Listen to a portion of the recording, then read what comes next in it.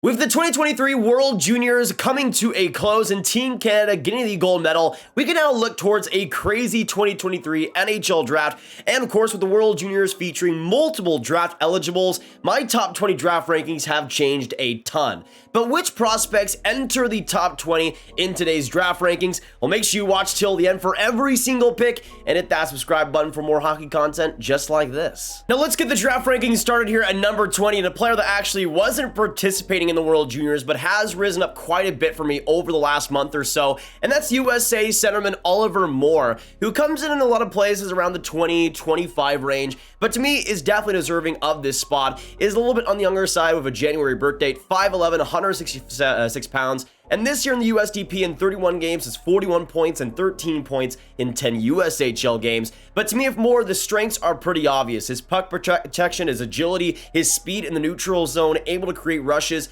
and able to get transition going. He's a really effective player on that end and really smart in the offensive zone. Knows how to carry pucks, knows when to give off of his teammates, and works pretty well off him too. To me, really the biggest weakness is just the strength. If he's not able to improve that, then that might be the biggest thing that holds him back.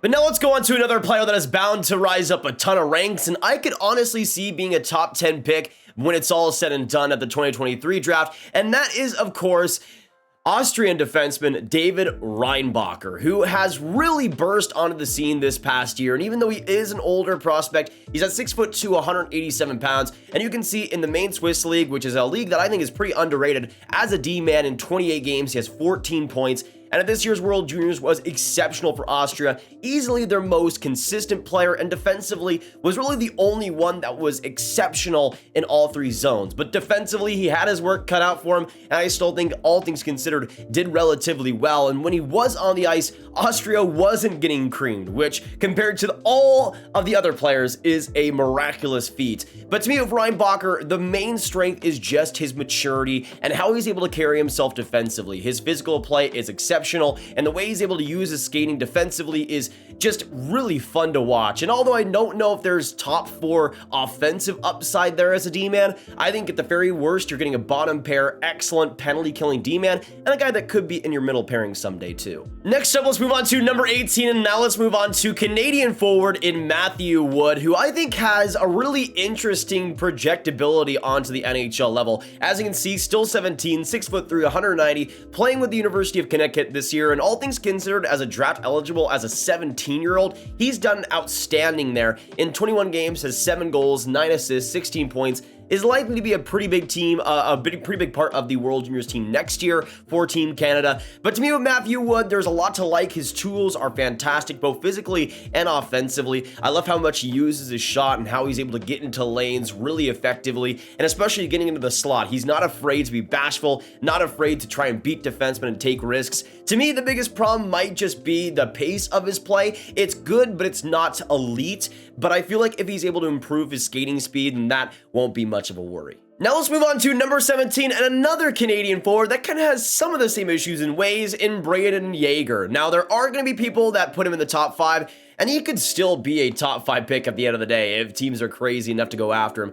I think I've kind of soured on him a little bit throughout the course of this year, but as you can see, a center at 6', 165 pounds. This year with Moose Jaw has done really well in the production side of things, getting 18 goals, 26 assists, 44 points in 36 games. To me, kind of like Wood, the tools are there. His shot is absolutely brilliant, and his playmaking consistency has definitely taken a step. But to me, the big problem is the pace. I mean, with Wood, it's a concern, but with Yager, it might be what holds him back from the NHL level. He's not really the greatest play driver, and even though he works off his teammates pretty well, he's not going to be driving the bus. But as long as you are able to work around that shot, put him on the power play someday, to me, I think he'll get the job done as a middle 6 scorer. Next up at number 16, let's go on to yet another Canadian centerman back-to-back. Next up, let's go on to Luca Pinelli of the Ottawa 67s. And to me, there's a really interesting blend of talent here. Obviously, you can see at 5'9", 161 pounds, you might not think he could be a center at the next level, but to me, he gives Stankoven vibes, where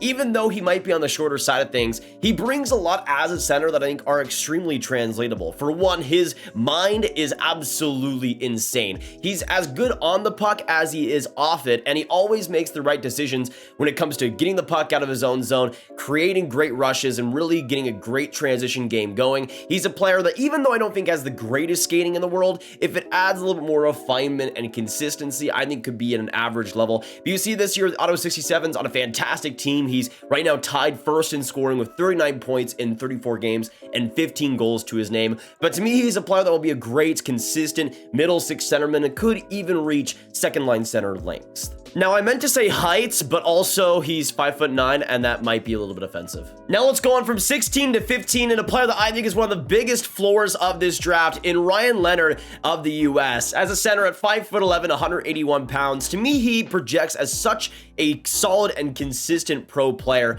This year in the USDP, in 26 games, has 37 points, 20 goals to his name, and is going to go to Boston College as well next year. But to me, when it comes to Ryan Leonard as a centerman, he's one of the safest bets to be a middle 6C. And I think with the offensive projectability, especially with his shot and how smart he is in the offensive zone, he's a guy that I could see being a second line center if everything pans out. Kind of reminds me a little bit of what Shane Pinto brought in his draft year and kind of projects the same way. Next up, let's go on to number 14, and the defenseman that was number 1 for me for a while, but now drops to number 2. Let's go on to Russian Mikhail Gulyayev, who is an April birth date, 5'10", 170 pounds, and with him, it's a tale of two different players. There's one player that, with the puck, is one of the best players in this draft, but without it is one of the most frustrating ones you will ever find. Now, this year in the KHL, I thought he's played pretty well there, and in the MHL this year has 16 points in 10 games, which for a defenseman is absolutely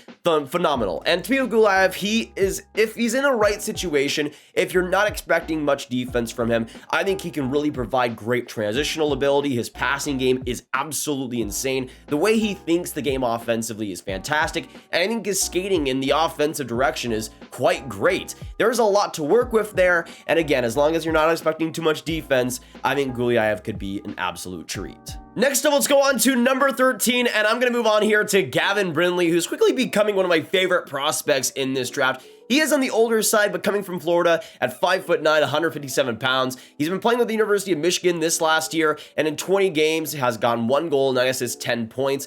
And in the World Juniors this year for the US was phenomenal in my opinion. Played in a lesser role, but continued to get more ice time as the tournament went on, and continued to be one of the US most valuable players, most creative, most energetic, and one of the best tempo setters in the entire team, getting 4 points in 7 games and getting a big assist as well in that game versus Sweden. To me, when it comes to Brindley, though, the pace is really the big thing. He's always looking out for the puck, always trying to create opportunity, and always getting in the offensive zone well. Sure, can he use his strength a lot more, and can he get a lot more stronger? I think that is absolutely a necessity, but the way he's able to think the game and the way he is able to create off his teammates is just so fun to watch, and he's going to be a player that is great power play and 5-on-5 player in the future, which I think is important to get. Next up at number 12, let's go on to another pretty energetic forward here in Riley Heights with the Prince George Cougars. At 17 years old, 5'11", 179 pounds, this year in the WHL has done some great things already. In 34 games, has 15 goals, 34 assists, an assist per game for 49 points this season. And as we move Riley Height, the edges and then the creativeness is all at such a high level. And he's a guy that, to me, especially on the power play, is going to be a great player in the NHL in the future. To me, I have some concerns with his defensive play and just sometimes a lack of effort defensively. Sometimes it can be great, sometimes it cannot be, and seeing more consistency out of him. But at the same time, when he is at the top of his game, to me, I could see him being a top 6 guy. Next up, let's go on to another Canadian forward, and next up, let's go on to number 11 here, and one of my favorites of this draft in Nate Danielson, who kind of is an even better Ryan Leonard in a lot of ways, but to me is one of the safest players in this entire draft. But that's not a knock against him. To me, if there's any player that's almost a guarantee to play like 1,000 games in the NHL level, it is Nate Danielson. At 6'1", 185 pounds, this year of Brandon, he has 44 points in 36 games as the captain in his draft year. But to me, there's so many things to like when it comes to Danielson. He doesn't take any shifts off. His physical play is fantastic, but also his skating and offensive translatability has taken some big steps forward. He's gotten a lot more pacey. He's gotten a lot more quicker on his edge work, and that's really created a lot more offense offensive opportunities for him. But to me, as an amazing third line, solid second line center, I could absolutely see Danielson becoming that. But next up, let's go on to the number 10 spot, starting with the top 10 and the highest ranked defenseman for me right now. Some of it is slight World Junior bias, but also at the same time, what he's done just this entire season has been extremely impressive. Let's go on to Super Sweet D-Man and Axel Sandin Pellikka. And to me, there's so many great tools when it comes to Sandin Pellikka that are so awesome to watch. This year, you can see he's played a lot of games in the SHL, getting 2 goals, 3 assists, 5 points. And even though he only got 1 assist, 1 point in 7 World Junior games, that is not a knock against his play. He was still phenomenal for Sweden, and in multiple games, got over 20 games as a draft-eligible D-man, which, especially in a team like Sweden, even though this year was weaker for them, is still very notable. But to me, the mobility and the way he's able to process the game are really the biggest strengths for him. The way he's able to use his edge work and use his skating to create transition play and really go up the ice all by himself. It's really a joy to watch. Even when he's playing against pro players, he can still match that type of level and electricity, both on offense and defense. Next up, let's move on to number 9 and move on to Solvak Dalibor Dvorsky, who's one of the younger prospects of this draft with a June birth date at 6'1", 201 pounds, though. He's mainly playing the Allsvenskan this year, getting 8 points in 21 games, not too bad. And of course, play with Slovakia in the World Juniors, getting 3 points in 5 games and looking pretty good in there as well. To me, when it comes to Dvorsky, he also has a pretty high floor, but he's a guy that I have still a little bit of worries over if he'll still be an elite NHL player. To me, I think he projects mostly as just a solid, consistent second line center that is great on the power play, is super calculated in all 3 zones, and gets the job done as well with his fantastic shot and awareness around the ice. Even though, again, I think the lack of really great speed might hold him back, he's still going to be a really great player for your team. But next up, moving on to number 8, and another player that was a big part of the World Juniors this year, in Eduard for the Czech Republic. At 17 years old, 6'1", 168 pounds, he was starting to slow down a little bit in Czechia, but still got 6 points in 26 games this year. And in the World Juniors, got 6 points, 5 assists for 7 games played, and looked, I think, pretty solid. Nothing amazing, but also for a draft eligible, still looked pretty good, especially since he is more on the offensive side of things. But to me, when it comes to Chalet, is one of the smartest players of this draft in all 3 zones. He really is able to carry himself well and use his size as well to his advantage, even if he might not be the strongest player out there. But he always pushes play in the right direction, is able to feed off his teammates exceptionally well, and his awareness and decision-making is at such a high level that, to me, even if he might not be the best player in the draft, he's going to be a middle 6 guy that is a part of a potential Stanley Cup winner. He really just does bring a lot that you want to see at the next level. Next up, going on to number 7, and easily one of the most entertaining players of this entire draft class, and that, of course, is with Andrew Cristall of the Kelowna Rockets, who at 5'10", 165 pounds, is just simply put one of the best offensive players of this draft. This year in the WHL of Kelowna, in 34 games, is 24 goals, 36 assists, 60 points. If Connor Bedard didn't exist, I think there'd be so much hype around what Cristall's doing and how good he's been in the WHL. But to me, even though there might be some defensive inconsistencies, it doesn't matter. With how electric he is in the offensive zone, with his edge work, with his passing, his awareness in the offensive end, it's all at such a high level, and he's a great transitional player too, using his speed when he really needs to. And I think he's a great player as well, getting in the slot and pushing play into high danger areas. And to me, Cristall is going to be a fire banging player at the next level, who's going to be a top 6 power play beast. Next up, though, let's move on to number 6 and go back to the centerman here. Next up, I have Will Smith out of the USDP, and he's been getting a little bit of comparisons to Trevor Zegras, and I don't think those comparisons are too far off. He's one of the most creative players in this entire draft, and the things he's able to pull off are just exceptional. At 6 foot, 172 pounds, this year in the USDP, he has 50 points, 19 goals, 31 assists in 28 games, and he's going to be going as well to Boston College in 2024. But to me, with Will Smith, he's such an electrifying player, and even though I don't think the defensive acumen is quite there to be a great overall centerman, to me, I still think he's able to process the game the right way. His transitional ability is fantastic, and the offensive zone around the net, there's very few players that can do what Will Smith can do. But now let's start off the top 5 with one of the best players in this draft, and let's go on to the Winnipeg Ice in Zach Benson, who's one of the youngest players in this draft with a May birthday, but if you've watched him in the WHL this year, you wouldn't really think it. At 5'10", 159 pounds, this year with the Winnipeg Ice, has in 32 games, 20 goals, 30 assists, 50 points for a balanced spread there. But to me with Zach Benson, it's the complete package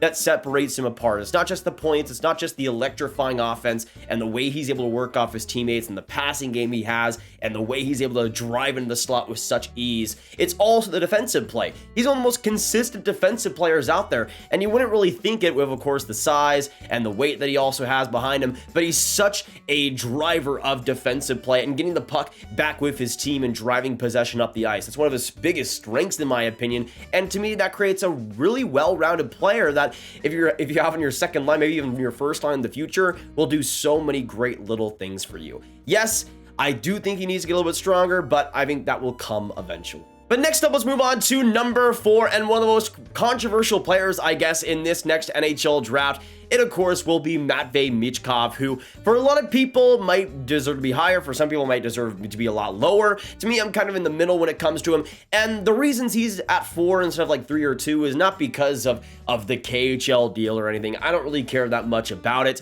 But it's also just the player on the ice, as well as players like Fantilli and Carlsson just being better, in my opinion. But this year in Russia, he's been playing in the KHL as well as the VHL mostly, and has gone to a new team in Sochi, where he's gotten 2 goals in 6 KHL games so far. The problem is, he's gone to this new team, and they are actually horrible, and it's so sad to watch how horrible they've been. But I think Michkov is going to be a great scorer at the next level, a fantastic power play player, and even though there are, I think, some really questionable decision making in even the offensive zone at times, especially with the turnovers, if he's able to limit those a little bit more and still use his great skill to his advantage, there's still a lot to work with if you're looking for an offensive sniper and power play player. But now let's go on to the top 3, and for my 3rd spot, I'm going to go with Swede Leo Carlsson, and there might be some people putting him at number 2, and I can absolutely see why you do that. For me with Leo Carlsson, the strengths are so obvious. At 6'3", 194 pounds, he's not one of these big players that just relies on his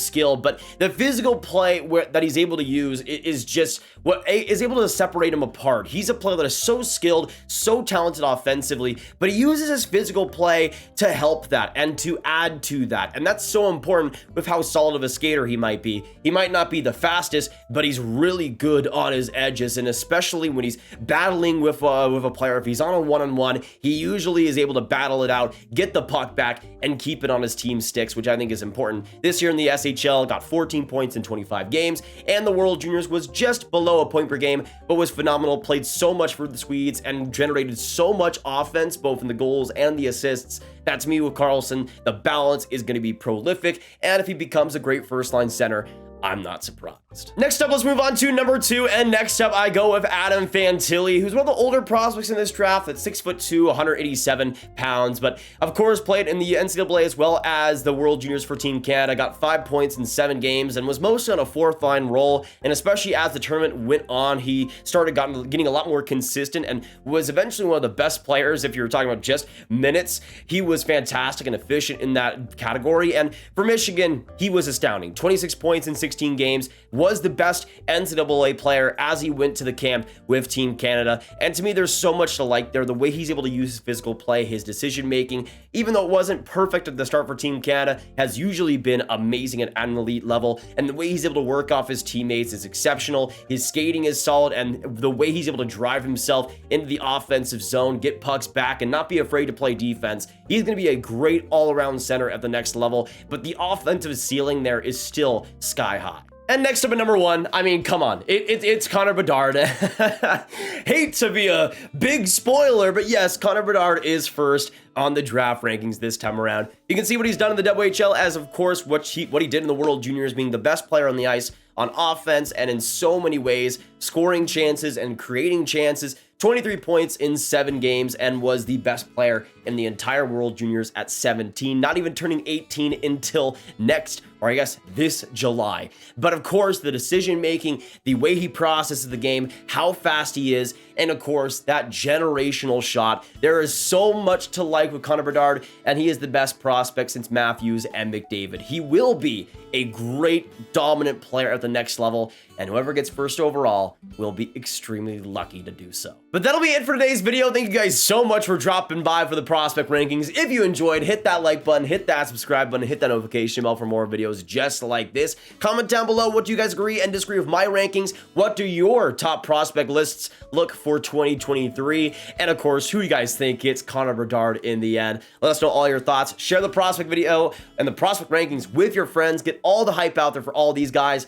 And of course, click on this card for all my hockey prospects talk right on one playlist. My name is Nathan, and I'll see you in the next one. Goodbye.